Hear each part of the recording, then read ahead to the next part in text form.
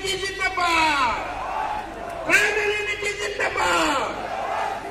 আমি ট্ৰাইবেল, সিধা মানুহ, সিধা কথা, সিধা মানুহ, সিধা কথা।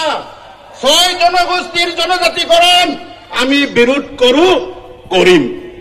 সিধা, তাত কোনো বেকাতেৰা নাই। সিধা কথা বিৰোধ কৰো। কিয় কৰো?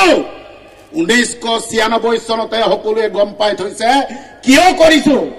এই ৰাজনীতিত চৰকাৰী পক্ষ, শাসকীয় পক্ষ বা বিপক্ষই আজি যদি ষড়যন্ত্ৰ কৰিছে, এই সমাৱেশৰ জৰিয়তে এখেতসকলক আমি জনাই দিব বিচাৰিছো, আমাৰ বিৰুদ্ধে ষড়যন্ত্ৰ নচলিব, নচলিব। কোনোবা কয় আমাক, কোনোবা কব বিচাৰে ভোটৰ সময়ত চাই লম। ভাই, ৰাজনীতি 5 বছৰ, এই জনজাতি সমাজ জীৱন ভৰৰ কাৰণে থাকিব। আমাৰ নতুন প্ৰজন্মৰ সংবিধানে দিয়া যি সাংবিধানিক প্ৰদত্ত, এই প্ৰদত্তৰ অধিকাৰ আমাৰ নতুন প্ৰজন্মৰ কাৰণে CC2 আৰু এই জনজাতি সংগ্ৰামী, এই সতীৰ্থসকলে জীয়াই ৰাখিব লাগিব। এই কথাই স্পষ্ট। ইয়াত কোনো লোক ধাক নাই। কোনোবা কব বিচাৰে ৰাজনীতিৰ চৰকাৰী পক্ষক গালি দিছে, কোনোবাই কব বিচাৰে বিৰোধী পক্ষক গালি দিছে। নাই, আমি গালি নিদো। আমাৰ নিজৰ জাতিৰ অস্তিত্বৰ কাৰণে আমি একগোট হৈছো আৰু আমাৰ নিজৰ জাতিৰ অস্তিত্বক আমি ৰক্ষা কৰিব লাগে। সেয়াই স্পষ্ট কথা। এই মঞ্চৰ পৰা যিসকল শাসক বিৰোধীৰ প্ৰাৰ্থীয়ে আজিৰ দিনত মুকলিকৈ 6 জনগোষ্ঠীক সমৰ্থন কৰিছে, তেখেতসকলক অহা 25 নৱেম্বৰৰ দিনা বিধানসভা চলিব।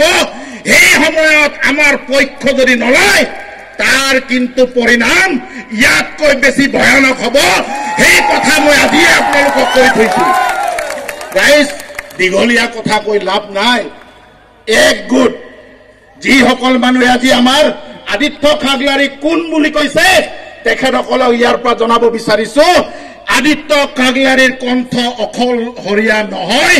40 লক্ষ জনজাতিৰ একে সুৰৰ, একেটা কথা, সিধা কথা। সকলোকে পুনৰবাৰ সংগ্ৰামী জিন্দাবাদেৰে সকলোলৈ এই যি আহ্বান, এই আহ্বান প্ৰত্যেকটো জনজাতি গাঁৱলৈকে নিব লাগিব। প্ৰত্যেকটো জনজাতি গাঁৱত থাকি আমাৰ এই ঐক্যতাক আকৌ প্ৰমাণ কৰিব লাগিব। সেই প্ৰমাণেৰে মোৰ এই চমু বক্তব্য সকলোলৈ মোৰ চমু বক্তব্য সামৰিছো। পুনৰবাৰ সকলোৱে হাত দুটা উঠাই চিঞৰক, ট্ৰাইবেল ঐক্য জিন্দাবাদ, ট্ৰাইবেল ঐক্য জিন্দাবাদ, ট্ৰাইবেল ইউনিটি জিন্দাবাদ, CC2 জিন্দাবাদ, ট্রাইবেল অঙ্গ জিন্দাবাদ, ট্রাইবেল ইউনিটি জিন্দাবাদ, ট্রাইবেল ইউনিটি জিন্দাবাদ। 6 জনগোষ্ঠীর জনজাতিকরণ নচলিব।